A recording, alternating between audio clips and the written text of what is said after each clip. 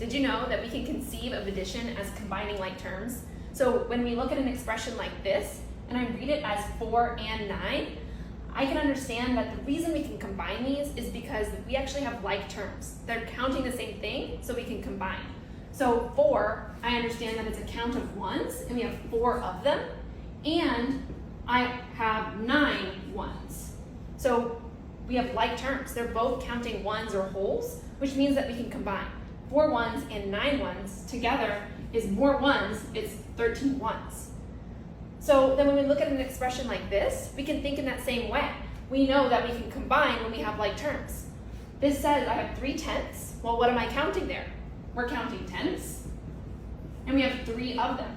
And here we have 7 tenths. So I have 3 tenths, and I'm gonna write it just the way I read it, 7 tenths, or 7 of a tenth. So I have a count of tenths and another count of tenths, which means I can combine.